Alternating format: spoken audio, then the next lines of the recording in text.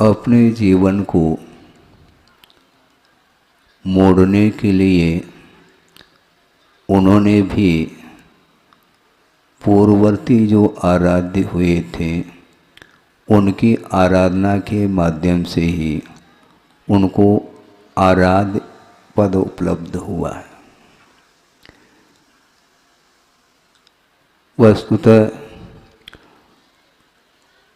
संसार का जो स्वरूप है वह देखने में आ रहा है और वह संसारी प्राणी का जीवन कर्म के उदय के कारण उसका वह जीवन पराधीन है, स्वाधीन नहीं है और यह अज्ञान का ही एकमात्र परिणाम है। विभिन्न प्रकार की गतियों में जाकर के अपने कर्म का फल उसका उपभोग करता है। कहीं कर्म करता है और उसका फल भोगने के लिए उससे अन्यत्र भी जाना पड़ता है। जहाँ पर बंद किया है उसका फल प्राय करके उसको नहीं मिलता, अन्यत्र जाना पड़ता है। जैसे देवगति का जिसने बंद कर लिया है उसका फल उसे मनुष्य जीवन में नहीं मिलेगा। जिसने नरकाय का बंद कर लिया है उसका फल उसको मनुष्य जीवन में नहीं मिलेगा। इसी प्रकार तिर्यंच गति संबंधी जिसने बंद किया है उसका फल भोगने के लिए उसे अन्यत्र गतियों में जाना अनिवार्य सिद्ध होता है। तो अनेक प्रकार की जो गति हैं वैसे मुख्य रूप से 4 ही गति हैं। इंद्रियों के अपेक्षा से भी विभिन्न प्रकार के पर्यायों को धारण करने के लिए वह जीव अन्यत्र चला जाता है। अन्यत्र कोई भेज नहीं रहा है, भेजने वाला कोई नहीं। यहाँ पर जो कर्ता होता है कर्म का उसका फल का भोक्ता उसको स्वयं को ही होना पड़ता है। अन्यत्र गति में जाने के लिए किसी की कोई प्रेरणा नहीं है, क्योंकि किसी की प्रेरणा से कर्मबंध नहीं किया जाता। कर्मबंध अपने परिणामों से हुआ करता है और अपने परिणामों से ही वह आत्मा की उन्नति भी कर लेता है और अपने आत्मगत परिणामों के माध्यम से ही उसका पतन भी होता है। यह आगमोक्त यह विषय है, इसमें कोई भी तर्क के लिए गुंजाइश नहीं है, क्योंकि यह भी विषय आता है आगमः अतर्क गोचरः। आगम जो होता है वह तर्क का विषय नहीं बनता। ऐसा क्यों? इस प्रकार का तर्क नहीं बन सकता, क्योंकि वह स्वभाव है। वह स्वभाव तर्क गोचर नहीं हुआ करता। एक दोहा आपके सामने प्रासंगिक रख रहा हूँ जो गुरुदेव ने ही दिया है स्वभाव को लेकर के। लघु कंकर भी डूबता, क्या कहा? लघु कंकर भी डूबता, तेरे काष्ठ भी स्थूल, क्यों मत पूछो तर्क से स्वभाव रहता दूर। ये ऐसा क्यों ये नहीं पूछो। तर्क करोगे तो हमेशा स्वभाव तर्क से दूर रहता है। अग्नि गर्म क्यों है ये पूछा नहीं जा सकता, इसमें तर्क के लिए कोई भी स्थान नहीं है। जल शीतल क्यों होता यह भी स्वाभाविक परिणति है। उसी प्रकार एक छोटा सा कंकर है, उसको फेंक दिया पानी में, वह जल में वह डूब जाता है। और टनोटन वेट वाला जो काष्ठ अर्थात लकड़ी का एक कोई टुकड़ा है वह समुद्र में भी वह तैर रहा है। ऐसा क्यों ये पूछो नहीं। हमारा टनोटन वेट वाला तो डूब जाना चाहिए, क्योंकि कंकर का कोई वेट थोड़ी है, बहुत थोड़ा सा वेट है। 1 ग्राम का भी क्यों न हो वह कंकर वह डूबेगा। क्यों डूबता? यह स्वभाव है। इसलिए अपने परिणाम के द्वारा ही विकास और विनाश होता है, इसमें किसी दूसरे का कोई हाथ नहीं है। हाँ, निमित्त की अपेक्षा से सभी क्षेत्र में उसका योगदान होता है, किंतु अभ्यंतर जो कारण है वह मुख्य माना जाता है। निमित्त अनेक बार प्राप्त हुए हैं, मोक्ष मार्ग संबंधी भी सामग्री हम लोगों को प्राप्त हो चुकी है। इसके उपरांत भी भीतरी कर्म का ऐसा एक विशिष्ट उदय आ जाता है, तो उस मोक्ष मार्ग की सामग्री का सदुपयोग करने के लिए भी भाव नहीं होता। हाँ, चतुर्थ काल कितनी बार प्राप्त हुआ? बेहिसाब, क्योंकि अनंत काल से चला आ रहा है जीव।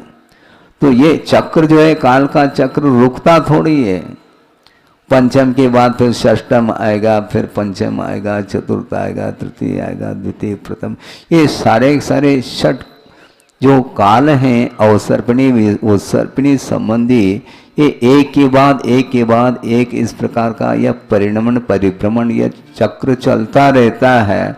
तो ऐसी स्थिति में अनेकों बार नहीं, अनंत बार चतुर्थ काल भी प्राप्त कर लिया और आर्यखंड में पैदा हुए हैं और मनुष्य पर्याय को भी प्राप्त कर लिया, उच्च कुल को भी प्राप्त कर लिया, देव शास्त्र गुरु का भी समागम कई बार प्राप्त कर चुके हैं।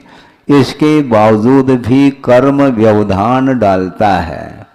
वो अपना किया हुआ जो कर्म है वह व्यवधान उपस्थित करता है, दूसरे के द्वारा किया हुआ कर्म वो हमारे जीवन में व्यवधान उपस्थित करने वाला नहीं है। स्वयं अपने द्वारा किया हुआ जो कर्म है वह सामने उदय में आता है, तो उसको भोगना ही पड़ेगा। तो वह अपने जो कुकृत्य करता है तो उसका पतन होता है, तिरंच आदि गतियों में वह चला जाता है। एक श्लोक आपके सामने रख करके इस विषय को आगे बढ़ा दूं, क्योंकि समय तो अल्प है। कृत्वा पाप सहस्राणि, कृत्वा पाप सहस्राणि हत्वा जंतु शतानि च अमुम मंत्रम समाराध्य तिर्यंचोपि दिवंगताः। ऐसा एक श्लोक पढ़ने को मिलता है। वह तिर्यंच भी है जो अपने जीवन में हजारों पाप कर लेते हैं, सैकड़ों जीवों की विराधना उनके द्वारा होती है। इसके उपरांत भी वो स्वर्ग क्यों जा रहे हैं? अमुम मंत्रम समाराध्य, पंच परमेष्टि का स्मरण जिस मंत्र में किया जाता है, ऐसे नमोकार मंत्र के स्मरण के द्वारा उसका श्रवण करके तिर्यंच भी दिवंगता है, स्वर्ग को प्राप्त कर लेते हैं। मनुष्य की बात नहीं कर रहा हूँ, आप लोग तो मानव हो। तिर्यंच भी नमोकार मंत्र की आराधना के फलस्वरूप उनकी पर्याय परिवर्तित हो जाती है। कितना प्रभाव होगा। भव भवांतर से संसारी प्राणी ने प्राप्त किया है, करता ही चला जाता है, किंतु ऐसा संयोग जुड़ जाता है कि नमोकार मंत्र का श्रवण करने के लिए कान मिले हुए हैं और मन भी मिला हुआ है, और वह योग जुड़ जाता है। किसी ने नमोकार मंत्र मान लो सुनाया है, वो उसका श्रवण करके और उस नमोकार मंत्र की आराधना के माध्यम से तिर्यंच गति को उन्होंने विच्छेद कर लिया और स्वर्ग में जा करके बस गए। ऐसे कौन से परिणाम किए होंगे महाराज? इतनी निकृष्ट पर्याय तो उसकी है तो, किंतु हमेशा संसारी प्राणी के परिणाम एक से होते हैं ऐसा नहीं है। उत्थान के ये क्षण आ जाते हैं, क्योंकि कहीं न कहीं अन्य भवों में कुछ तो पुण्य किया होगा उसने, क्योंकि तिर्यंच गति मिलने के उपरांत भी उसके पास थोड़ा बहुत तो उपादान अभी भी बना हुआ है। यदि वह एकेंद्रीय पर्याय को प्राप्त कर ले तो फिर नमोकार मंत्र का श्रवण संभव नहीं। कोई विकलत्रय है, मान लो द्विंद्रिय, तीन्द्रिय, चौरेंद्रिय इत्यादि जो हैं, चींटी है, भ्रमर है आदि आदि, इनके पास 4 ही इंद्रियां हैं। चींटी के पास 3 इंद्रिय हैं और वह मान लो मरणोन्मुख है, मरणासन है, उसको तुम नमोकार मंत्र का है उसको सुनाना चाहो तो सुन लेगा क्या? महाराज सुनाने का भाव तो होता है, भाव अलग वस्तु, किंतु सुनने की कैपेसिटी उसके अंदर नहीं है, वो साधन ही नहीं उसके पास। और मान लो असंगी पंचेंद्रिय है, कान है, उसके बावजूद भी वो सुन तो सकता है, किंतु नमोकार मंत्र की आराधना करने के लिए मात्र कान पर्याप्त नहीं, किंतु मन भी आवश्यक है। मन के माध्यम से पंच परमेष्टि की आराधना की जाती है, क्योंकि मन में ही विचार विमर्श करने की क्षमता मन में ही रहती है। और वह संगी पंचेंद्रिय तिर्यंच है, और नमोकार मंत्र के माध्यम से उसका क्या विकास हुआ है वह प्रसंग आपके सामने संक्षेप में रख रहा हूं। वह ये है, अयोध्या में रामचंद्र जी राज्य कर रहे हैं और उन दिनों सकल भूषण केवली का पदार्पण हो जाता है अयोध्या में, और सकल भूषण केवली का आना हो रहा है, और बगीचे में वो उद्यान में वो ठहरे हैं। सबको ज्ञात हो जाता है जनता को कि केवली भगवान हम लोगों के पुण्य के उदय से उनका पदार्पण हो रहा है, ऐसा जो ही समाचार मिल जाता है सारी की सारी जनता उमड़ जाती है दर्शन के लिए, और वो भी केवली भगवान का दर्शन है। पहुंच जाती है जनता, और वहां पर विभीषण भी पहुंचा हुआ है, और भगवान के दर्शन करके उनकी स्तुति, उनकी पूजन अर्चन आदि करके बैठ जाते हैं, और उपदेश प्रारंभ होना है।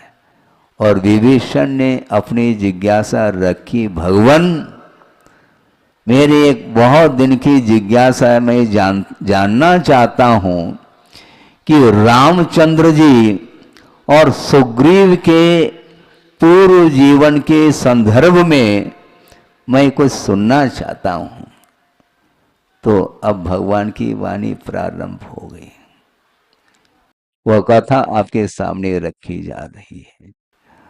रामचंद्र का पूर्व हो, वो भी राजा के रूप में है, सेठ के रूप में है, पद्म, हाँ पद्म रुचि, वो सेठ हैं।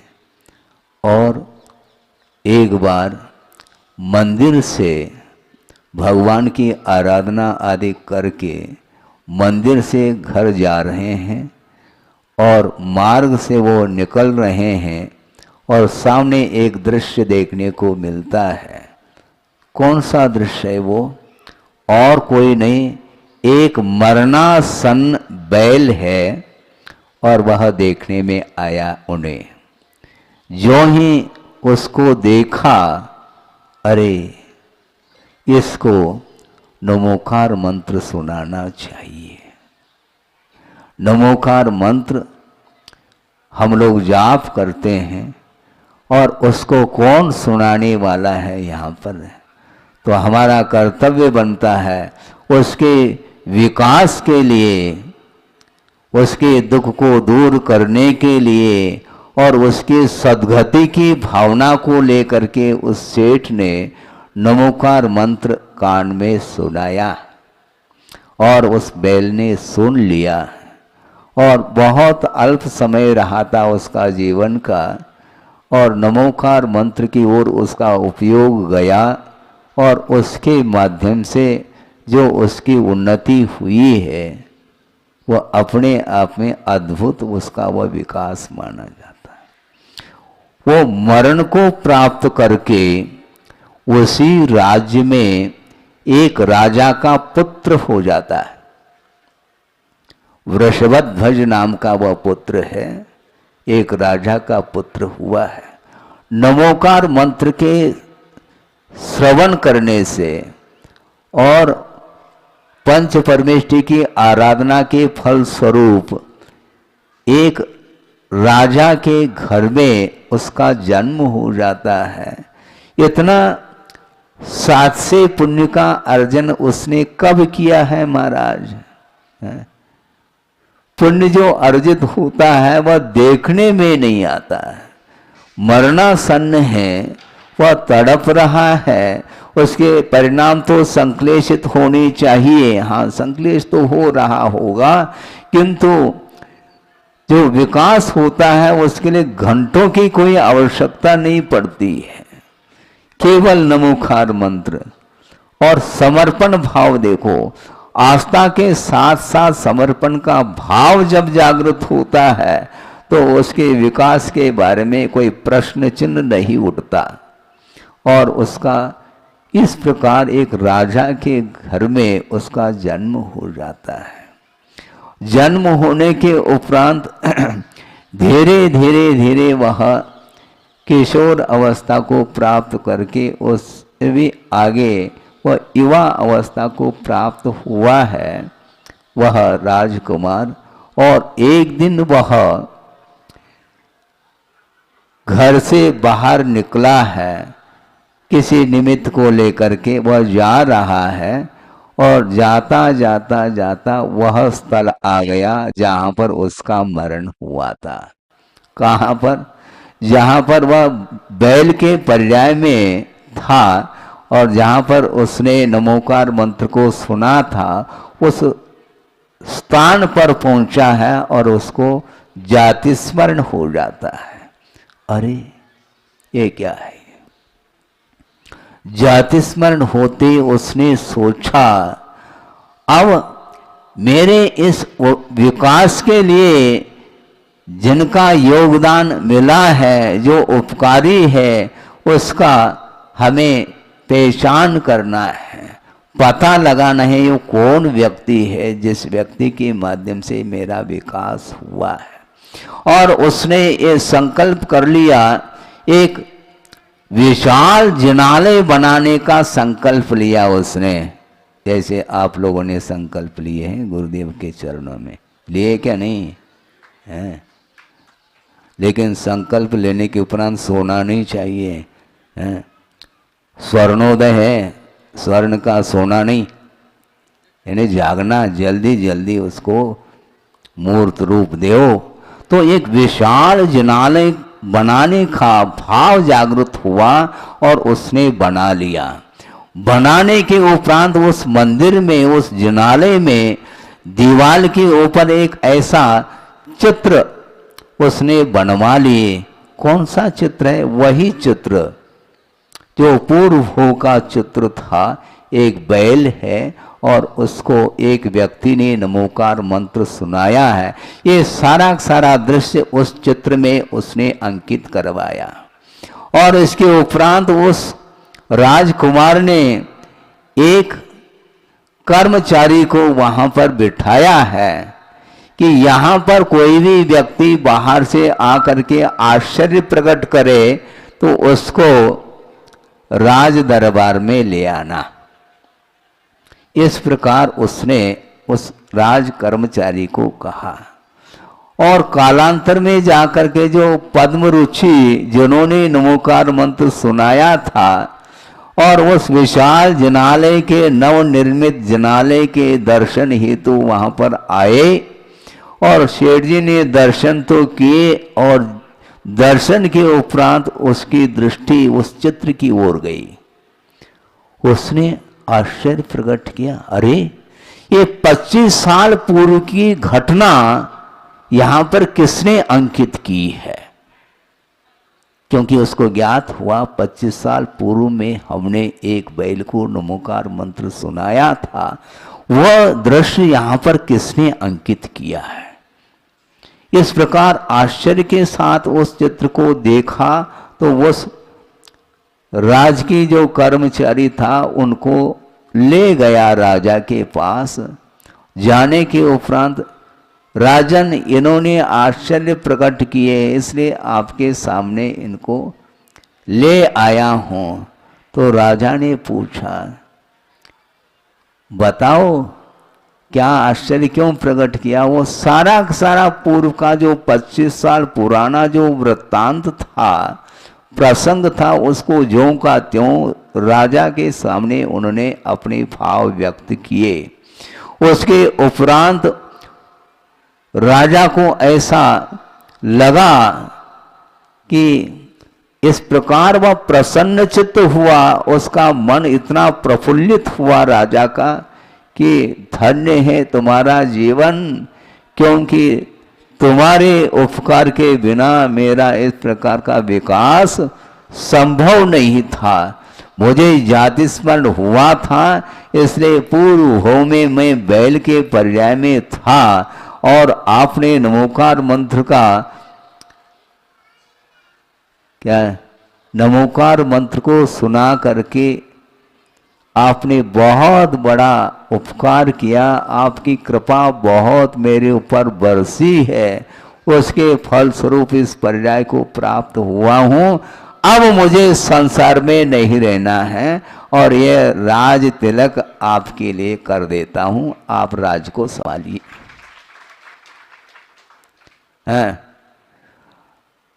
राज करने के लिए स्वतंत्रता मिली है, इसके उपरांत भी वह सोचता है कि ये राजपाट तो ठीक है, जिस गर्त से मैं ऊपर उठा हूं अब उस गर्त में मुझे नहीं जाना।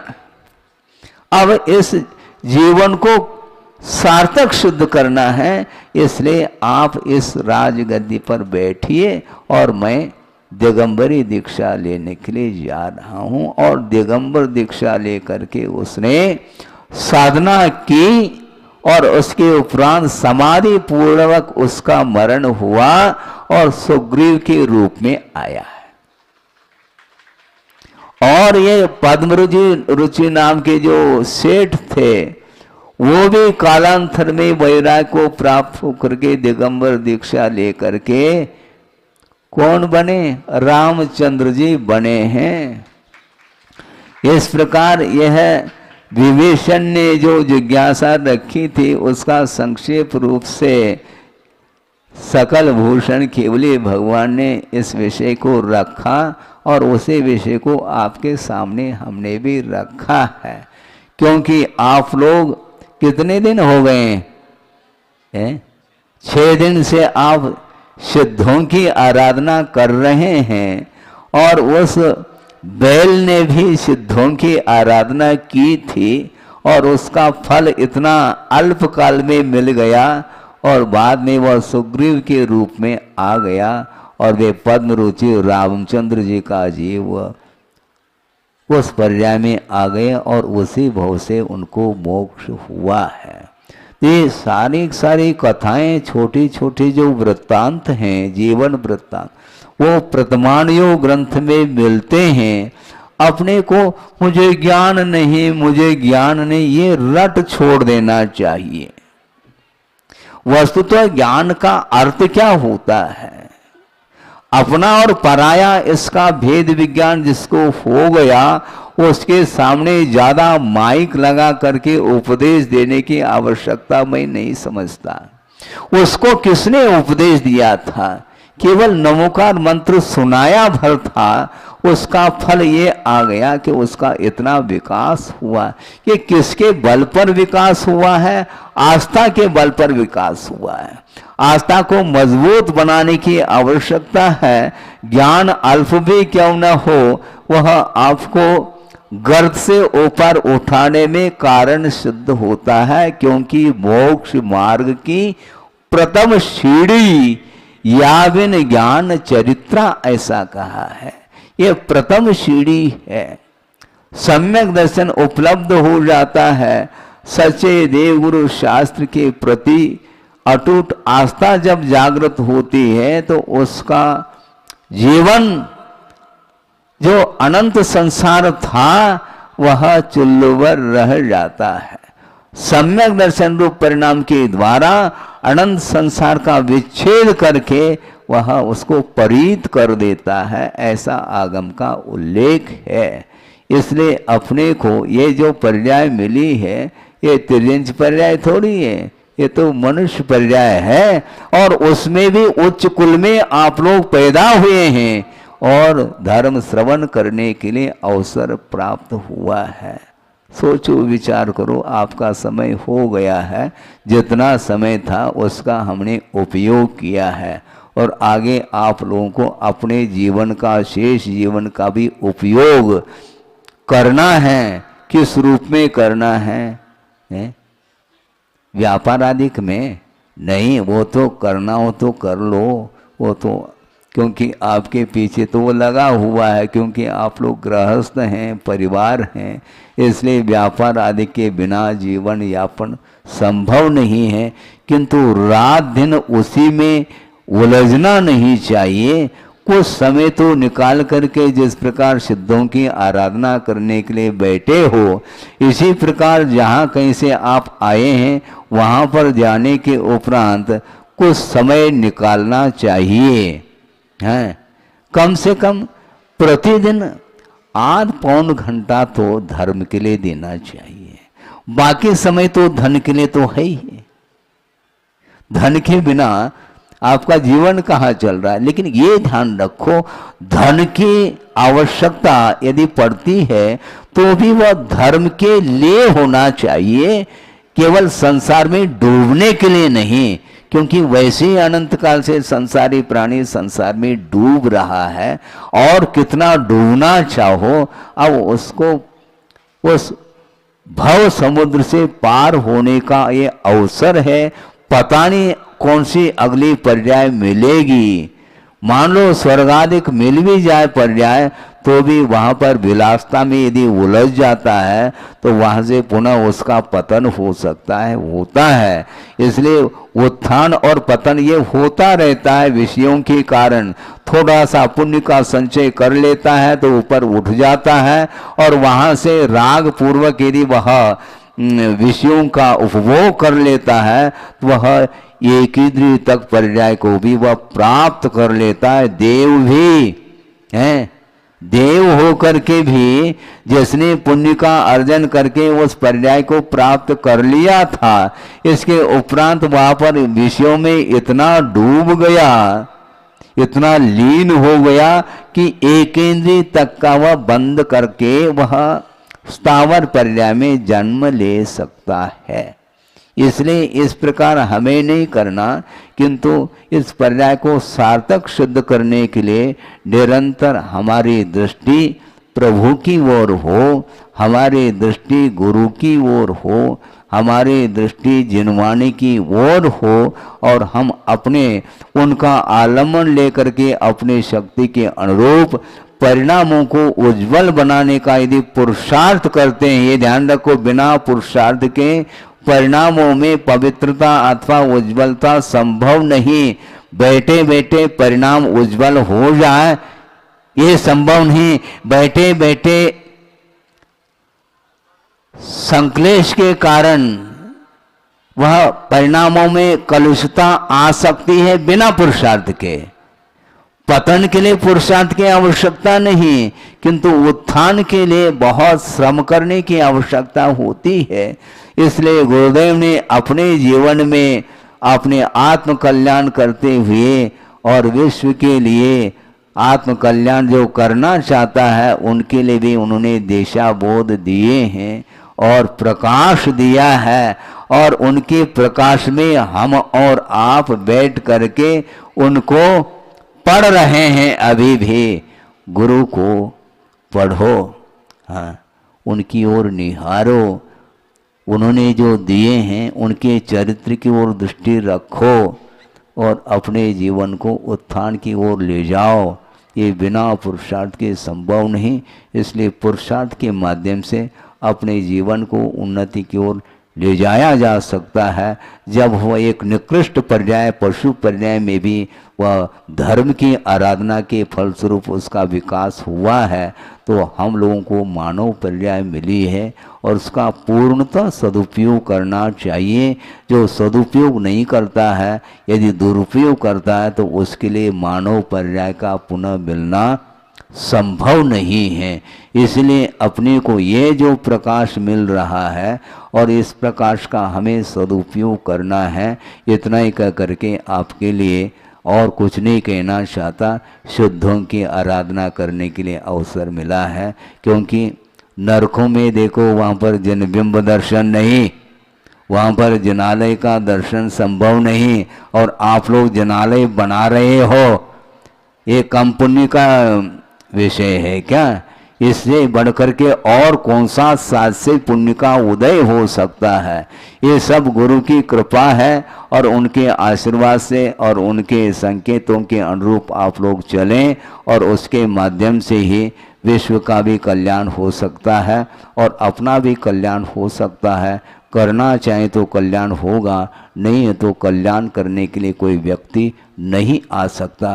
क्योंकि जो सच्चे देवगुरु शास्त्र का समागम पाता है और समागम मिलने के उपरांत यदि वह हृदय से उन निमित्तों का उपयोग कर लेता है, उसके माध्यम से सात्स्य पुण्य का अर्जन करता है, तो निश्चित रूप से अत्यल्प काल में वह भी प्रभु बनने की क्षमता रखता है। इसलिए प्रभु बन सकता है।